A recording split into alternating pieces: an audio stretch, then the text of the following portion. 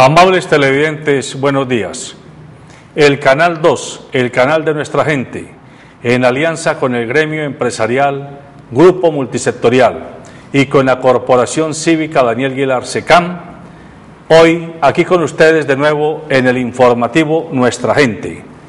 Nos acompañan en el estudio el especialista en temas de paz, justicia alternativa y conflicto interno, Diego Arias. Diego, buenos días. Pues Alberto, muy buen día para usted, para el doctor Gustavo, para todo el equipo periodístico del Canal 2 y muy complacido en este ejercicio periodístico, madrugándole a la noticia y a los hechos que serán noticia en el día de hoy, muy seguramente en el transcurso de la semana. Está también con nosotros Gustavo Muñoz, el presidente del gremio Grupo Multisectorial, quien estará acompañándonos en esta hora de conversación. Buenos días, José Alberto, buenos días para toda la teleaudiencia y esperando darle la mirada desde el sector empresarial a este informativo Nuestra Gente. Y está también con nosotros nuestro periodista de Canal 2, Cristian Peñate, el periodista jefe del informativo.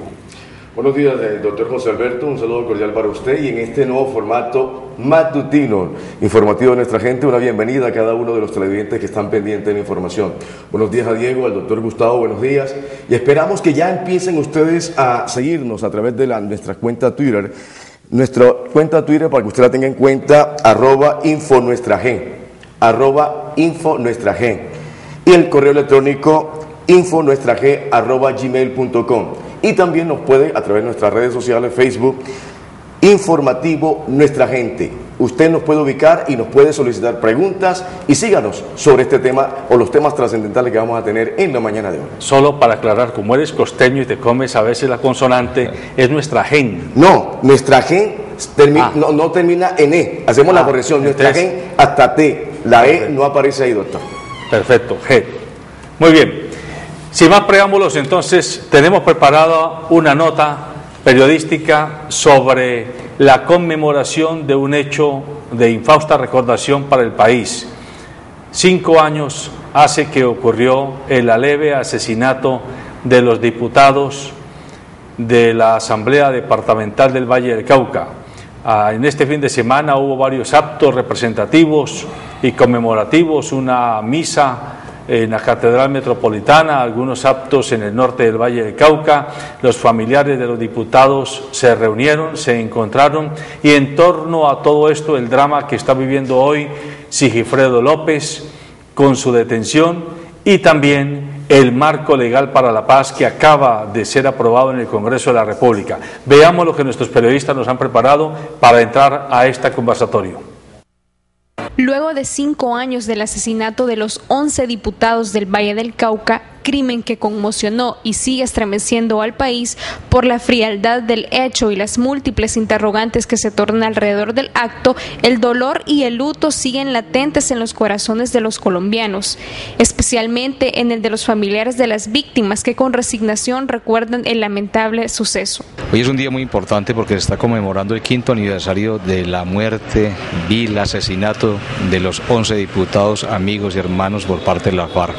Hoy lo que estamos buscando es, con esta convocatoria, el fin a la guerra, la reconciliación y la búsqueda de la paz de todos los vallecaucanos y colombianos. Aquí estamos invitando a que busquemos tolerancia, a que busquemos esa pérdida de rencor que tenemos todos en nuestras mentes. Por eso es la invitación, que no solamente hoy sea un día conmemorativo de lo que pasó, sino que de aquí para adelante busquemos todo lo que necesitamos los colombianos, que es la paz. La tragedia que conmocionó a Colombia y al mundo marca año tras año las dolorosas secuelas que enfrenta un país cansado de la guerra. Los daños que deja el conflicto son irreparables, hieren inmensamente a la nación y atentan contra la democracia social. Pues la verdad es que es un recuerdo pues muy incómodo en lo personal y como diputado del Valle del Cauca, saber hoy que ya han pasado 5 años de la muerte de nuestros compañeros diputados después de haber vivido por otros casi 5 años el trágico secuestro que terminó precisamente con esa masacre, que nos vemos obligados a recordarla con dolor, como lo hemos hecho en el día de hoy, porque no podemos olvidar personas sencillas, humildes, líderes que trabajaron por el departamento del Valle del Cauca, que dieron su lucha a favor de las comunidades que los eligieron como diputados y que desafortunadamente el destino les llevó pues a morir en tan trágica situación. El pueblo repudia totalmente este tipo de crímenes y pide ante todo justicia y el cese definitivo de un conflicto que desde hace años agobia al pueblo colombiano. ¿Qué significado tiene para usted que hayan asesinado a los 11 diputados? A ver, lo que pasa es que el asesinato de los diputados nos dejó marcados para siempre en el corazón del Valle. A mí me parece que fue un enorme, algo muy inhumano, que no debían de haberlo hecho. Algo muy terrible, algo que no tiene precedente, algo que nunca la humanidad de este planeta va a olvidar, porque fue algo muy injusto y solo Dios sabe qué pasó. Nosotros en nuestro país, en el mundo entero, se habló de que el derecho al ciudadano y cada persona tenemos un derecho, no el derecho a la muerte, porque no hay, el problema no es castigar, no es con bala, ni con ejército, ni con ese. El problema de Colombia es con diálogo, no con muerte.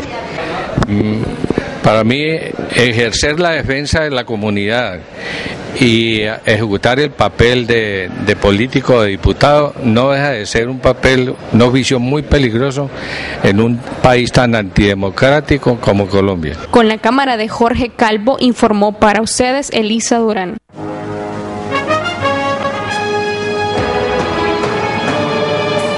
Pues los testimonios que hacen referencia al significado que ha tenido para los colombianos y para los políticos el hecho de que 11 diputados de la Asamblea Departamental del Valle hayan sido asesinados cruelmente por la guerrilla de las FARC. Yo quiero comenzar por usted, Gustavo. Los empresarios tienen una enorme responsabilidad frente a la construcción de la paz o al mantenimiento de la apuesta por la guerra. Hay sectores de opinión en Colombia muy polarizados. Hay quienes se están abocando porque se mantenga la mano dura y la persecución militar y el vencimiento, llamémoslo así, militar del enemigo, y hay otros sectores de opinión que están planteando que hay que encontrarle una salida política a este conflicto que ya lleva casi 60 años en la historia del país. Usted como dirigente empresarial, ¿cuál es la posición de los empresarios con los que a diario se mueve, lo que dicen, lo que les preocupa y por lo que están dispuestos a apostar? José Alberto, a ver, desde el sector privado nosotros necesitamos como empresarios y como ciudadanos que haya una salida al conflicto. Lo que pasa es que el conflicto está mezclado con temas de narcotráfico, con temas de background. Entonces, primero hay que reconocer que hay un conflicto armado. Me parece que el marco legal para la paz le está buscando una salida a ese conflicto, pero el Estado debe mantener la presión a estas organizaciones, pero buscando una sentada a la mesa para acabar con el conflicto, porque sabemos que también hay un interés económico en el tema de la guerra, en el tema de los suministros, en el tema de otros países, y habrá mucha gente interesada en que este conflicto no se acabe. Para el sector productivo y para el sector competitivo no es sano tener en medio de una economía un conflicto armado donde el tema de la inversión, el tema del desarrollo económico se ve afectado por eso. Colombia antes tiene demasiado factores positivos para seguir creciendo, pero mientras exista un conflicto armado que sea alimentado por otros intereses, pues no vamos a tener, digamos, el panorama para desarrollar nuestro sentido competitivo en la región. Entonces nosotros desde el sector privado estamos apoyando que haya una salida para este conflicto, pero el gobierno y el Estado debe mantener la presión para que estos grupos, al margen de la ley, se sienten a la mesa a negociar. Diego, usted tuvo la oportunidad de estar en los años 80 y en los años 90 y a principios de los 2000 en todas las negociaciones de la guerra centroamericana. ¿Cree usted que el marco legal para la paz que acaba el Congreso de la República de aprobar permitirá que se haga aquí algún tipo de alternatividad judicial? Es decir, lo que hemos escuchado los colombianos es que hay una mezcla de mantenimiento del Código Penal por un lado, pero de creación de mecanismos, digámoslo, de negociación, especialmente con los sectores medios y bajos de las guerrillas y de los grupos ilegales. Este tema, José Alberto y televidentes, es pues muy complejo, es muy amplio además. Evidentemente lo primero que hay que preguntarse es si Colombia y el gobierno en particular necesitaba de un marco legal para la paz, y por supuesto que sí. Digamos, la referencia que tenemos de negociaciones de paz con las guerrillas son básicamente las del año de 1990, 91, 92, en donde en esa década avanzó en una negociación de paz el M-19, el Ejército Popular de Liberación y otros grupos, el Quintín Lame, la Corriente de Renovación Socialista. Pero en ese momento, porque no era una ganancia de la humanidad, no se hablaba de verdad, de justicia, de reparación. Los temas, digamos, de impunidad podían ser soslayados en favor, digamos, de una ganancia para la paz, para el término del conflicto armado, de manera que por la vía de un indulto, por la vía de una amnistía se resolvía el tema, digamos, de la responsabilidad penal, digamos, de quienes estuvieron en armas. Pero la situación es muy distinta de ese tiempo acá, de manera que hoy contemporáneamente la sociedad y los estados tienen que avanzar, por supuesto, hacia la búsqueda de la terminación de sus conflictos armados, y para ello hay algo que se llama, digamos, la justicia transicional. La justicia transicional es un instrumento excepcional de orden jurídico y político que permite que, por supuesto, haya una ganancia para la paz sin que se configuren, digamos, condiciones de impunidad total respecto de las investigaciones y la sanción de los más importantes, digamos, hechos violatorios de derechos humanos o de crímenes de lesa humanidad. De manera que el marco legal para la paz es un instrumento que Colombia necesitaba, entre otras cosas porque además lo único que teníamos hacia atrás era un modelo de sometimiento a la justicia que hizo posible que los grupos paramilitares dejaran las armas. Y se conoció como la Ley de Justicia y Paz, la Ley 975. De manera que lo que el Congreso le ha entregado al gobierno colombiano, al presidente Juan Manuel Santos, y ahora más adelante podremos mirar cuál es la posibilidad de que de eso se haga uso en el corto, mediano o largo plazo, lo que le ha entregado es un marco general, unas herramientas jurídicas para eventualmente avanzar a una negociación de paz, pero ese marco da instrumentos que toca que precisarlos después a través de unas leyes estatutarias y de otro tipo de normas como decretos. Pero evidentemente hoy Colombia tiene, el gobierno y el Estado en particular, un instrumento que le permite con responsabilidad, con mucha responsabilidad, con un equilibrio justo entre la necesidad de que haya justicia, verdad y reparación, pero simultáneamente también buscando, digamos, el logro de una paz política, de una paz pactada que es, por supuesto, la mejor de las paces que pueden ser posibles. Diego, en esa orden de ideas, lo que estás comentando, hay dos cosas que me preocupan. A uno como periodista y usted que es analista sobre este tema. Me llama la atención lo que dijo ayer el doctor Carlos Alberto Orozco, hermano de Nacianceno Orozco, que fue asesinado ahí en las selvas colombianas. El tema relacionado que hay que, debemos declarar la guerra a la guerra. ¿Cómo lo analiza usted? Y lo otro, Diego, es relacionado también al tema de si se está hablando del marco legal de la paz. ¿Qué marco legal de la paz se está haciendo con el señor Sigifredo López? Que va correlacionado con los actos que pasaron ayer aquí en la capital del Valle del Cauca. Pues lo de Sigifredo está más en un cuestionamiento, digamos, a la justicia y se resume en si era necesario para todo un proceso de aplicación de pruebas que a una persona se le dicte orden de captura, y eso, digamos, tiene mucha complejidad y vale la pena, digamos, analizarlo. Pero en relación con el tema de la búsqueda de la paz, yo retomaría algo que el doctor Gustavo lo ha planteado, es decir, cuando se dice hay que hacerle la guerra a la guerra, ayer en los actos conmemorativos en Cali, porque también los hubo en Cartago, digamos, la voz común, lo que dio acogida, lo que aglutinó la reflexión de ayer fue justamente el fin de la guerra. Y nadie está pidiendo el fin de la guerra por una vía, digamos, de un triunfo militar. Yo quiero acoger con toda la responsabilidad que lo ha dicho el doctor Gustavo, digamos, de que la paz sigue siendo un esfuerzo prioritario, es un esfuerzo que hay que acompañar, pero para nada significa, digamos, reclamarle al Estado que debilite el esfuerzo militar, porque mientras una negociación de paz no se encarrile, el deber del Estado no solo constitucional, sino que en términos prácticos a una negociación no se puede llegar con la contraparte. Ese es el tipo de reflexión, lamentablemente, que hay que hacer. No se puede llegar con una contraparte, digamos, triunfante, arrogante, que no guarda sensatez respecto de lo que puede pedir en una negociación o no.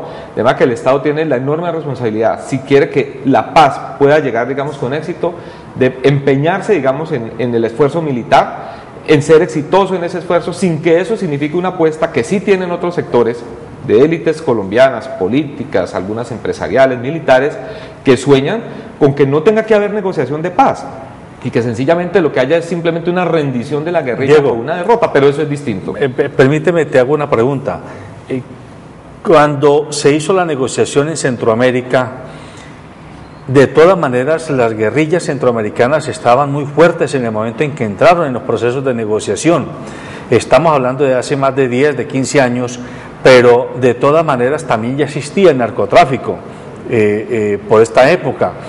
¿Qué explica que allá se haya podido lograr una negociación en relativo corto plazo y aquí se hayan hecho varios intentos fallidos y nunca se haya logrado concretar?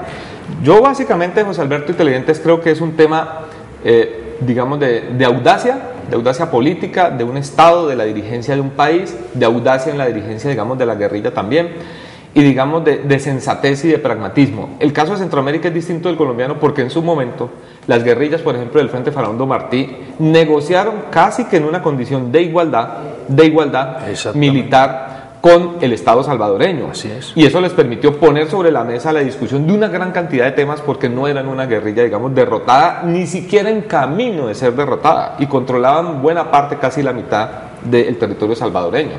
La situación colombiana es distinta. Aquí no estamos en un empate militar. Y la idea de reclamarle al gobierno que inicie una negociación de paz no es porque porque la guerrilla esté en condiciones de imponerse al Estado colombiano o de llegar al poder por vía de las armas.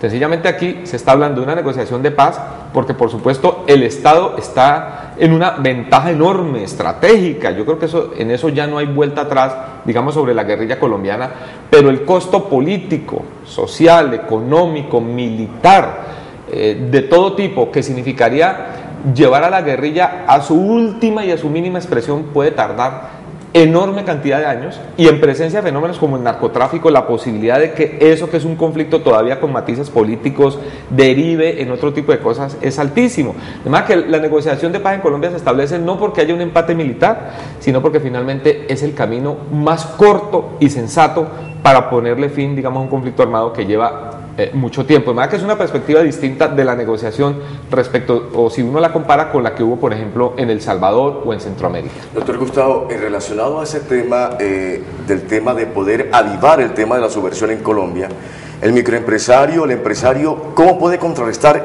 ese eje temático que realmente está perjudicando por más de 60 años a nuestro país? Pues mira, Cristian, el tema de la guerrilla para el sector productivo impacta mucho porque el sector productivo en el área rural, el campesino, si uno vemos ahora con los tratados de libre comercio que se siguen sumando, el campesino está en una desventaja total contra los campesinos de otros países o de todos nuestros tratados de libre comercio, porque en el área urbana, en el área rural, perdón, no se puede desarrollar la economía con libre productividad. El campesino tiene la guerrilla, tiene el narcotráfico, no tiene la tecnología, no tiene la educación. Entonces, cuando nos comparamos con los tratados de libre comercio con Estados Unidos, con Europa, con China, con Centroamérica, vemos a un campesino debilitado y hay un empresario que no puede desarrollar su cadena de valor y su cadena productiva desde allá. Entonces, desde ya Colombia está en desventaja. Al tener Colombia una guerrilla, un conflicto armado, problemas de narcotráfico, ya está en desventaja productiva.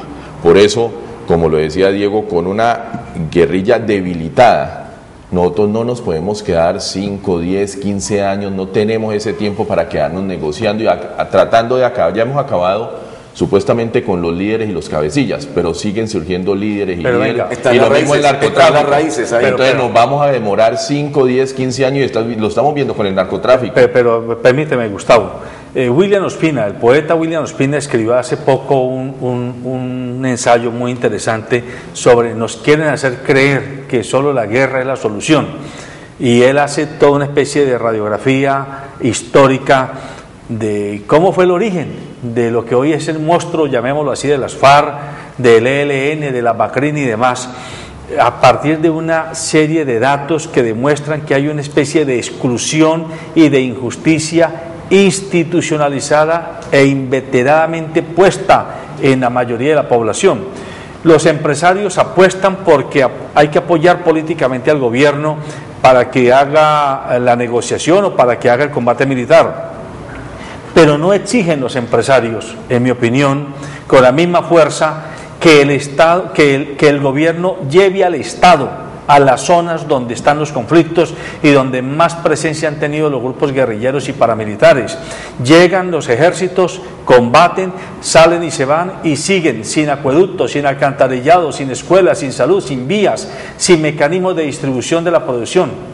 Frente a eso, ¿qué podemos hacer? Ustedes, los empresarios, ¿qué pueden hacer gremialmente para meterle Estado al conflicto, pero ya no el Estado militar, sino el otro Estado? Sí, esa es parte de la responsabilidad social del empresariado, donde detrás de la fuerza tenemos que llegar con toda la inversión social, pero nos vemos, mire, vienen las compañías multinacionales y uno las ve y siguen secuestrando ingenieros. Lo vemos, yo estaba en estos días hablando con un empresario de construcción del lado de Buenaventura.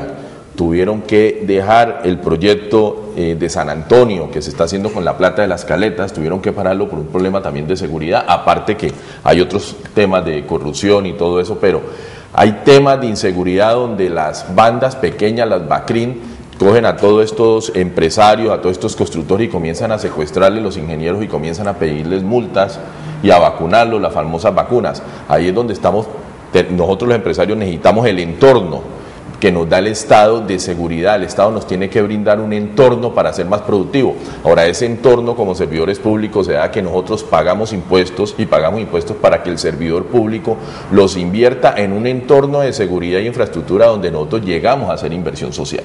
Pero si no tenemos ese entorno, mucho empresario no va al tema de Buenaventura, al tema de la región pacífica, al tema del Cauca, Nariño, que es tan rico en oportunidades y en la frontera con Ecuador y Perú, por el tema del entorno de seguridad. Mientras el Estado no nos brinde ese entorno de seguridad, va a ser muy difícil que el inversionista local y extranjero llegue allá porque se ve afectado. Cuando hace los esfuerzos tiene que acomodarse a una serie de organizaciones para poder laborar y se hace imposible ser productivo. Entonces necesitamos ese entorno de seguridad y que el conflicto se acabe de la manera más rápida, porque estamos llegando casi a 20 tratados de libre comercio en Colombia y seguimos firmando tratados de libre comercio, pero tenemos unas condiciones internas que no nos van a dejar competitiva, y lo que va a pasar es que solo las empresas grandes van a sobrevivir.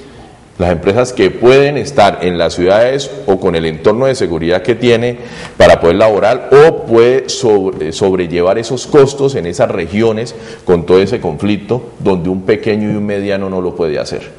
Diego, tú querías decir, aportar. Sí, es que a propósito del comentario, William Ospina, para los televidentes que no lo tienen referenciado, es un escritor, poeta y un pensador de la realidad colombiana que vale la pena siempre que sea accesible en un libro o en internet consultarlo. No tengo el gusto de conocer el documento que José Alberto nos está mencionando en este momento, pero creo que, digamos, esa discusión tiene que ver con algo que también es controversial, y es una negociación de paz que logra. Una negociación de paz logra las transformaciones pendientes que este país no ha hecho durante muchos años.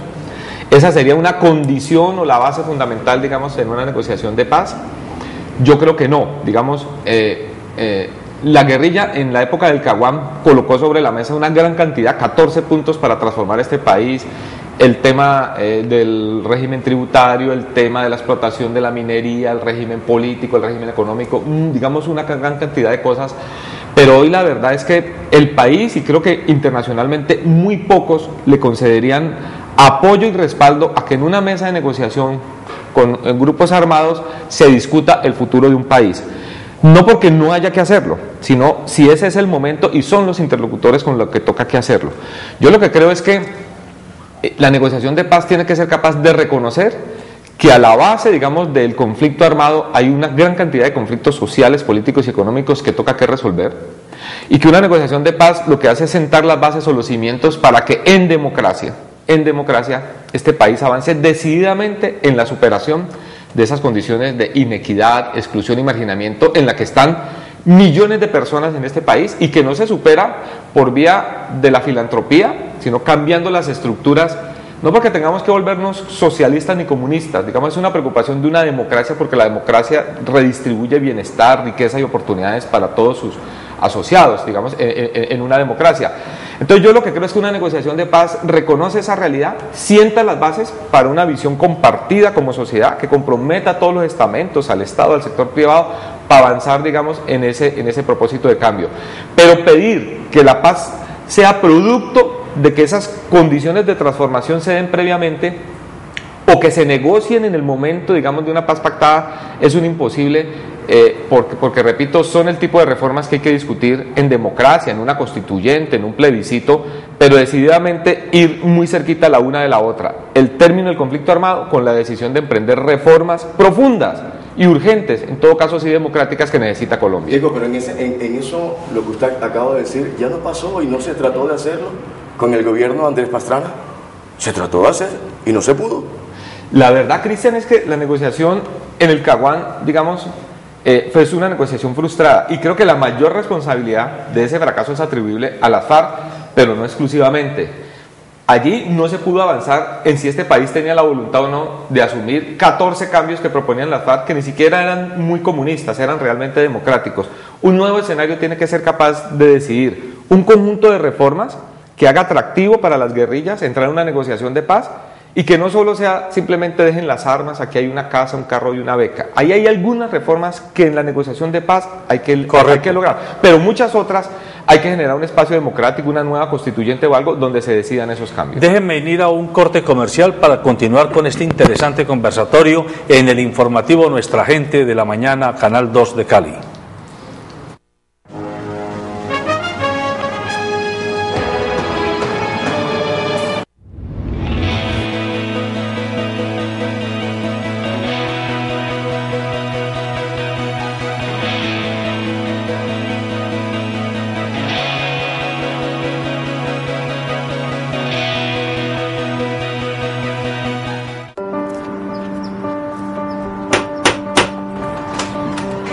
Buenos días. Vengo a leerte tus derechos. ¿Mis qué? Todos hemos nacido libres e iguales. No discrimines. Tienes el derecho a la vida. Tienes el derecho a la vida y a vivir en libertad y a salvo. Tienes el derecho a la educación. Tienes el derecho a tus propias posiciones. Tienes el derecho a la seguridad social. Tienes el derecho a jugar. Tienes derecho a la democracia. Tienes derecho al asilo. Tienes el derecho de tomar responsabilidad. Y nadie puede quitarte estos derechos y libertades. ¿Por qué haces esto? Tienes derecho a saber.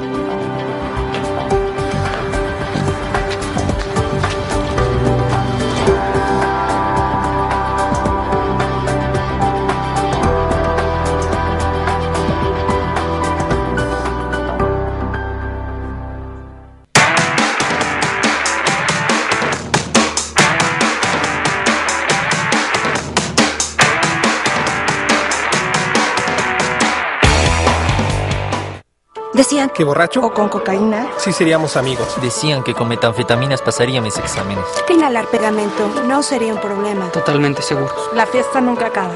Decían que la heroína sería el viaje de mi vida. Me ayudaría a olvidar mis problemas. Dijo que siempre me amaría si fumaba crack con él. Decían que la primera dosis no me atraparía. Decían que el Ritalin me ayudaría a concentrarme. Decían que la marihuana no te lleva a drogas más fuertes.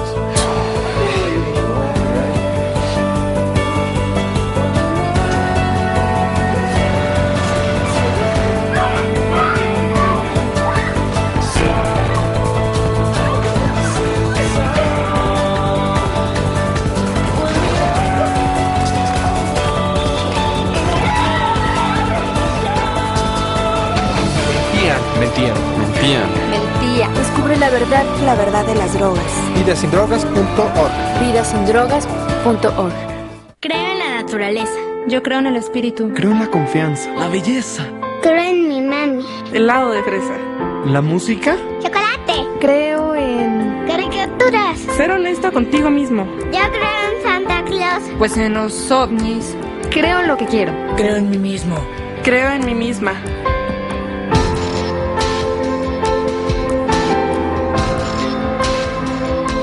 Creo en la... Bien, amables televidentes, continuamos en el informativo Nuestra Gente para continuar discutiendo sobre el tema del marco legal para la paz. Estamos en comunicación con el doctor Alonso Cruz. Él es abogado experto en Derecho Internacional Humanitario y un estudioso de la problemática del conflicto interno colombiano. Le queremos preguntar al doctor Alonso Cruz cuál es su visión, su postura desde la experiencia que tiene como abogado con respecto a las posibilidades que el marco legal para la paz le dan a una eventual negociación política del conflicto interno colombiano. Bueno, muy buenos días a toda la amable audiencia. Gracias por permitirme estos micrófonos. Sí, efectivamente, desde hace ya mucho tiempo se venía abogando por lo que se denominó un acuerdo humanitario. Ese acuerdo humanitario hoy lo vemos reflejado en el proyecto de acto legislativo, que es una reforma constitucional y que se ha denominado Marco Legal para la Paz. Este instrumento permite lo que no se permitía en otrora oportunidad, en el sentido de que siempre cuando se pidió el acuerdo humanitario se decía que la Constitución no lo permitía. Ahora, con esta reforma constitucional, este proyecto de acto legislativo, ya no va a haber excusa para que no se haga un acuerdo humanitario. Y ese acuerdo humanitario no tiene otro sentido sino que acabar con este conflicto, cediendo de parte y parte, cediéndole al gobierno, ¿cierto?, para que pueda ejecutar sus tareas, y cediéndole a los alzados en armas para que ellos puedan reincorporarse a la vida civil, obviamente bajo el esquema de algunos alivios a las penas que puedan tener los que hoy están condenados o que están en proceso de una pena privativa de la libertad. Ahora, doctor Alonso Cruz, y con los buenos días, la verdad que es una situación que de pronto el común de la gente no lo ha digerido, no ha podido tomar en forma y además concientizar sobre la situación que vive nuestro país. ¿Cuál sería, digamos, la manera para que el colombiano común y corriente, el televidente que nos está viendo y nos está escuchando, doctor Alonso, podría, digerir este tema? Bueno, Cristian, importante tu pregunta, porque la verdad es que la mayoría de la comunidad del pueblo colombiano desconoce el ABC, el sentido profundo de estas modificaciones. Miren, un acuerdo humanitario busca fundamentalmente acabar con un conflicto armado a través de un diálogo, a través de una conciliación, a través de un ponerse de acuerdo. Ese acuerdo humanitario que la ley o el marco legal para la paz no lo trae, no lo trae dentro de su léxico, llamémoslo así, no está expresamente advertido allí, pero ese es el fondo del marco legal para la paz, un acuerdo humanitario, y ese acuerdo humanitario es rebajarle o acabar, es decir, ponerse de acuerdo con las personas que están alzadas en armas. ¿Y qué es ponerse de acuerdo? Bueno, señores, ustedes van a reinsertarse a la vida civil, nos vamos a olvidar de sus penas, nos vamos a olvidar de sus condenas, nos vamos a olvidar de sus delitos. Ustedes deben, lo primero que tienen que hacer para poder sentarse a una mesa de negociación es liberar a todos los secuestrados. Si se liberan todos los secuestrados, nos sentamos a conversar y muy seguramente las personas que están detenidas, que hayan hecho parte de este conflicto armado, van a salir en libertad, pero bajo la garantía de que ellos no volverán a reincidir en sus conductas, en su alzamiento en armas, en sus actividades armamentísticas. Esa es la vocación, ese es el sentido de ese marco legal para la paz. Un acuerdo entre los alzados en armas, ¿cierto?, y el gobierno nacional. El gobierno nacional libera a sus secuestrados, a todos los secuestrados que hoy están en la selva de Colombia, y el Estado va a liberar a los guerrilleros, a los alzados en armas que se encuentran condenados o que se encuentran en proceso de condena. De allí la gran, digámoslo, animadversión que ha tenido el doctor Álvaro Uribe Vélez sobre este tema, porque él dice de que se va a generar una liberación de prisioneros, de alzados en armas, ¿cierto? Y que lo que va a generar es una impunidad. Hombre, en Salvador sucedió, en Guatemala sucedió, ¿cierto?, que hay que ceder de parte y parte para poder hacer un acuerdo humanitario y para poder que este país por fin vea como al final del túnel una luz de la paz, que es lo que tanto anhelamos. Alonso, con los buenos días esta mañana, en el inicio de este magazine informativo, el tema que lo introdujo fue el del 5º aniversario de la masacre de los diputados, y hay un tema también conectado con el asunto triste de este aniversario, que es por supuesto la situación de Sigifredo López. Usted ha estado cercano, como creo que todos los colombianos, pero usted con más conocimiento y cercanía personal y conocimiento jurídico al tema. Hoy el fiscal da a conocer públicamente el resultado de las pruebas técnicas que se hicieron de contraste de voz con el FBI, y se espera que de hoy a mañana la fiscal o el fiscal 38 decida sobre la situación jurídica, si continúa o no detenido Sigifredo López. ¿Usted qué espera de las decisiones de la Fiscalía entre hoy y mañana respecto del tema de Sigifredo López, Alonso? Sí, ya efectivamente las pruebas del FBI llegaron. No las conocemos, pero por el hermetismo que se ha guardado, si ya hubiese sido una información que fuese negativa al doctor Sigifredo, ya la habían publicado. Creemos de que las pruebas, y tiene que ser así porque esa es la verdad, las pruebas han salido favorables al doctor Sigifredo López. Sin embargo, estamos frente a un ente acusador, a la Fiscalía, y eso quiero que la ciudadanía lo entienda. Estamos frente a un ente que acusa. Ese ente acusador se va a pegar de cualquier indicio, de cualquier prueba en contra de Sigifredo para librarle la medida de aseguramiento. Aspiramos que si la justicia es grande, si aquí se le hace honor a la magnanimidad de la justicia, también la justicia es reconocer las equivocaciones y la ligereza con que actuó la Fiscalía. Sin embargo, eso está muy distante de lo que sucede en la práctica con la justicia de este país.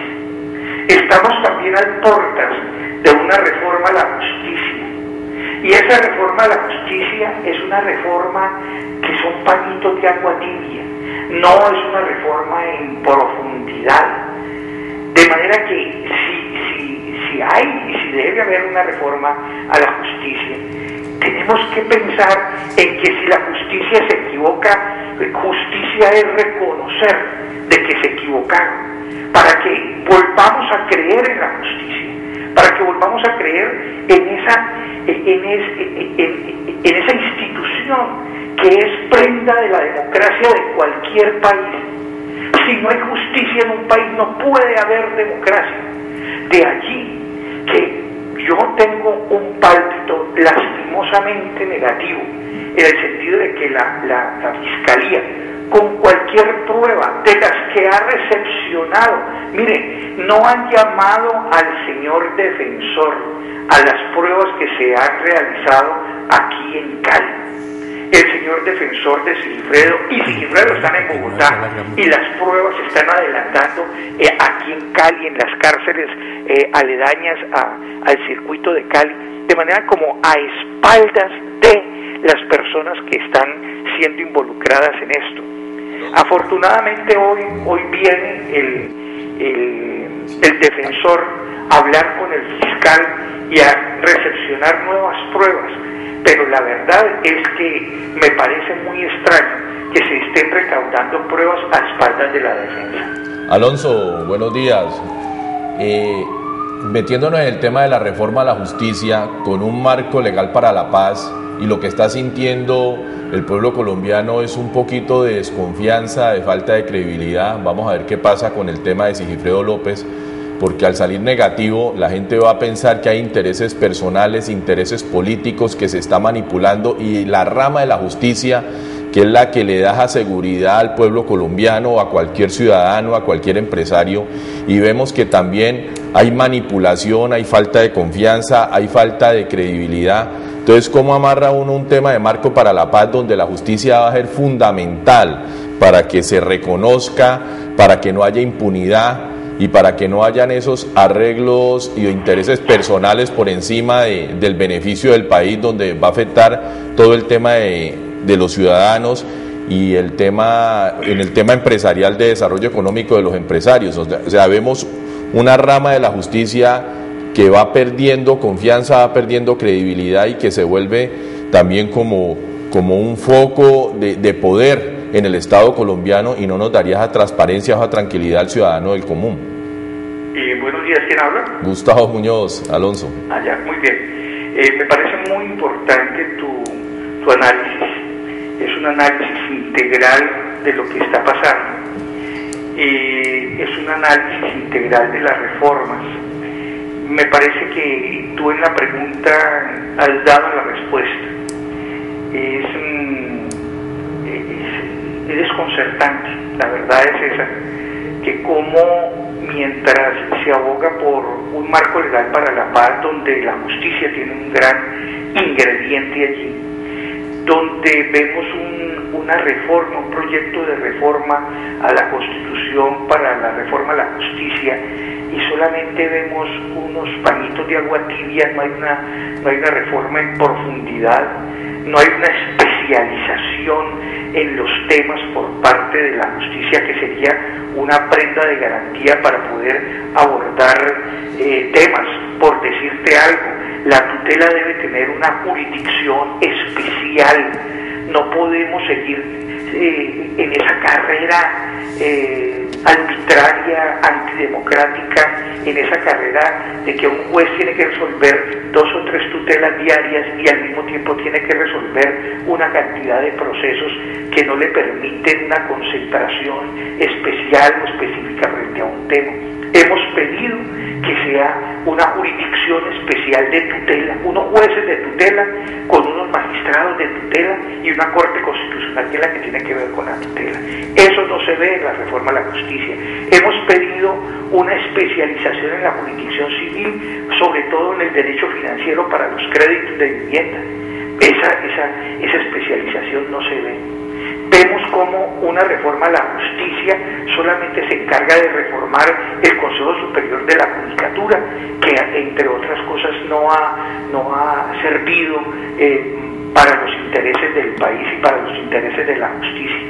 Y vemos por otro lado cómo el caso de Sigifredo López es un abuso, es un atropello. Toda la comunidad nacional e internacional, España, ha titulado a grandes titulares el caso de Sigifredo una gran injusticia, de manera que estamos a puertas frente al comienzo de una cacería de brujas, llamémoslo así, cierto, en el caso de Sigifredo López. Pero sin embargo, desconcertantemente vemos que se plantea plantean reforma a la justicia y un marco legal para la paz. Me parece que tu observación es válida, tu análisis es válido y no tengo otra cosa que decirte que es desconcertante. Muy bien, le agradecemos al doctor Alonso Cruz sus magníficas reflexiones sobre lo que significa el marco legal para la paz y la reforma a la justicia en este contexto de conflicto interno que vive Colombia y de desangre reiterado que mantenemos desde hace más de 60 años. Muchas gracias de nuevo al doctor Alonso Cruz y continuamos con nuestros panelistas. Muchas gracias, señor director. Diego, retomando parte de las reflexiones que hace el abogado Alonso Cruz, yo sigo insistiendo, y ya Gustavo lo insinúa en su pregunta, ¿cómo puede ser posible que le mandemos un mensaje coherente a la ciudadanía colombiana cuando desde el Congreso de la República los propios legisladores legislan en causa propia? Y en causa propia no precisamente para bien, sino para arroparse con una cobija inmensamente grande de impunidad que los hace como si fueran seres angelicales o seres intocables, puesto que ninguna persona podrá acusarlos y ninguna autoridad judicial de este país podrá perseguirlos hasta tanto no haya una resolución condenatoria. Y esto significa que ellos, los contratistas que se roban el Estado de todas las formas posibles y toda la cantidad de personas que han hecho de la presencia en la cosa pública un saco roto para sus intereses, van a tener un camino expedito para seguir con sus fechorías en muchos casos. Pues José Alberto, mire, todo lo que está produciéndose en este país desde el punto de vista legislativo, judicial, político, ocurre en medio, digamos, de una situación de crisis, digamos, del país. No es porque el Estado sea inviable, ni esté a punto de colapsar, ni sea un Estado fallido, pero evidentemente nuestra democracia, nuestro Estado, nuestro marco de derecho todavía, digamos, está formándose, incluso respecto a la Constitución del 91 que mandató una naturaleza, digamos, de ser un Estado social y de derecho.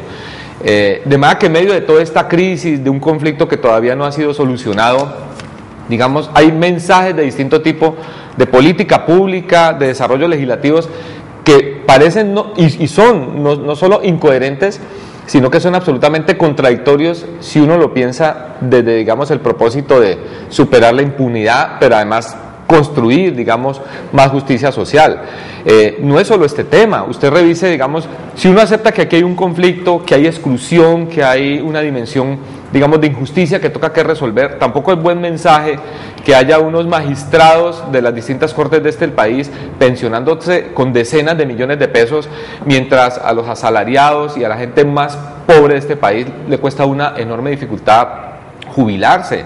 Si de justicia social se trata, miremos, digamos, hasta dónde es razonable la proposición que muy seguramente el gobierno va a hacer en relación con aumentar la edad de jubilación, o los temas, digamos, de una reforma tributaria. O sea, las señales de incoherencia y contradictorias frente a un propósito de superar las dificultades que este país tiene en distinto orden vienen, digamos, de distintas partes, no solo del lado de la reforma a la justicia o, digamos, otro tipo de leyes. Y me parece que eso tiene que ver con un país que todavía está en crisis y que solo un momento, digamos, de una masa crítica positiva puede, digamos, refundar las bases, digamos, de un gran acuerdo nacional. El problema es que aquí en este país todavía, a pesar de tener una constitución, no tenemos una visión compartida de nación, no tenemos claro qué es lo que cada uno está dispuesto a poner como sector y como individuo para transformar positivamente este país.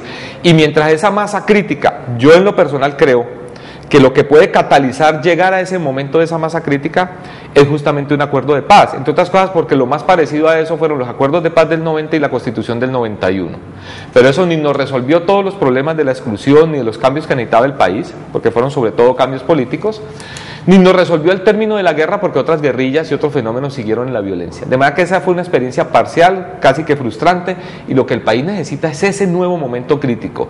A mí me preocuparía si ya entrados en ese momento crítico de refundar nuevos acuerdos y de construir una visión compartida y asentar los compromisos alrededor de esa visión compartida como nación, digamos, hubiera factores de incoherencia. Mientras tanto, creo que es la expresión de un país que no encuentra su norte y que no está cohesionado ni alrededor de una voluntad de paz, para terminar la guerra, ni que todavía está cohesionado alrededor de una voluntad para hacer los cambios profundos, insisto, pero democráticos que necesita el país. Una de las cosas que más llama la atención del papel que el Grupo Multisectorial como gremio viene jugando en el Valle del Cauca es que ustedes están queriendo participar, ser protagonistas de espacios donde se toman decisiones de interés regional.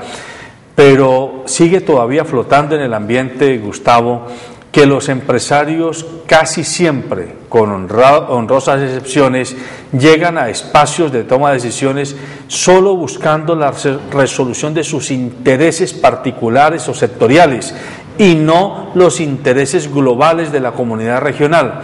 Esto lo digo porque ante hechos como los que estamos mencionando aquí en esta mañana, impunidad para los parlamentarios, excesos inauditos para los magistrados que debieran ser incorruptibles como la sal, pero son los primeros que mandan un desastroso mal ejemplo en el mensaje a la comunidad.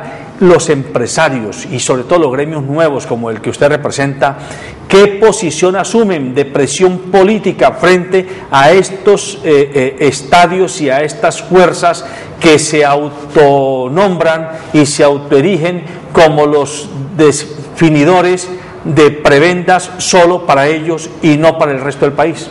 A ver, la diferencia que queremos hacer con el grupo multisectorial es que ya no son empresarios de un solo sector, son empresarios de diferentes sectores y en su mayoría son micros, pequeños y medianos. Digamos que tenemos el sentimiento de la economía real, de lo que está viviendo el 97% de la base empresarial. El querer participar de estos escenarios como Cámara de Comercio, como bloque parlamentario, como algunos consejos de planeación departamental y municipal, es intervenir en esas decisiones o poder proponer cambios y comentarios del 97% de esa población que a veces no se ve reflejado en los gremios tradicionales que recopila solo un pequeño porcentaje de esa opinión. Entendemos desde nuestro gremio que tenemos una responsabilidad social de participar en las decisiones de nuestro entorno, no solo de la puerta de la empresa hacia adentro, sino de lo que sucede en la ciudad, en el departamento y en Colombia.